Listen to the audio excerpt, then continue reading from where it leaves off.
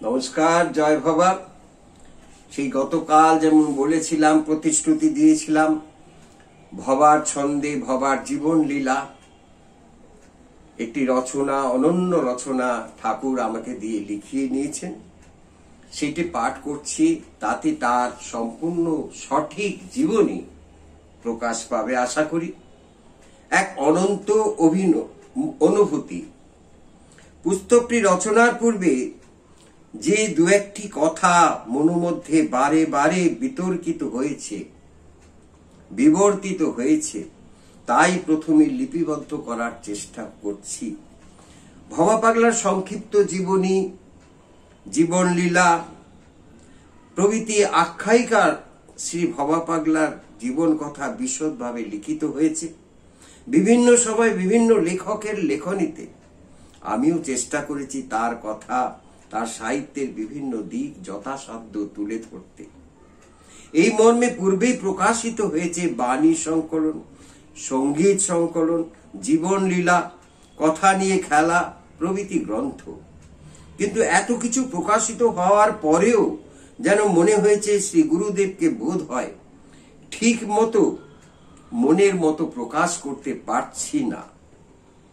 যদিও এই কথা অনস্বীকার্য, এই সমস্ত মহাজীবনের প্রকাশ এরা নিজেরাই। এদের সম্বন্ধে নিজ লেখনীতে কিছু লিখতে যাওয়া মানে ঘটি নিয়ে সমুদ্রে জল পরিমাপ করতে যাওয়া। তাই মনে হয়েছে ভবার নিজের কথায় যদি তাকে প্রকাশ করার চেষ্টা করি, তবে বোধ হয় তার কথা যতটুকু বলা যাবে ততটুকু 16 আনাই ঠিক। একজন ভক্ত একসময় ভবা পাগলাকে শুধান, তোমার কি পছন্দ? তৎক্ষণাৎ পাগলের উক্তি, ওইটাই যা বললে, পটা বাদ দাও, ছন্দটাই পছন্দ। পছন্দের পটা বাদ দিলে ছন্দটাই পছন্দ। তাই ভবার ছন্দ মন্দ নয়, এ ছন্দে আনন্দে ভাসে ভক্ত সমুদয়। পাগলেরই বাণী, পাগলেরই ছন্দ। প্রতি ছন্দে আনন্দ মেলা, ভাবসাগরে ভাসিয়ে ভেলা।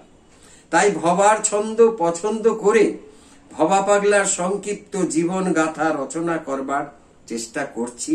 তার কৃপা প্রার্থনা করে ক্ষুদ্র এই পুস্তকের সমস্ত ছন্দ ও গানই ভবা পাগলার রচনা।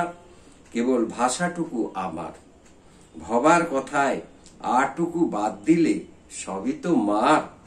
আর একটি কথা, ভাব জগতের অধিকারী ভবা পাগলা তার গানে বা লেখায় বানানে যে ধারা বজায় রেখেছিলেন, এই পুস্তকে তা অপরিবর্তিত রাখা হয়েছে।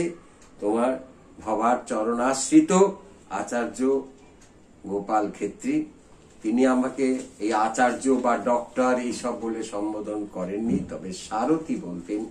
ভবার সারথি গোপাল। আর তারই যে ঘরে তিনি কলকাতায় এসে মাঝে মাঝে এসে থাকতেন এবং জীবনের শেষ লগ্নে এখানে তিনি কাটিয়ে গেছেন।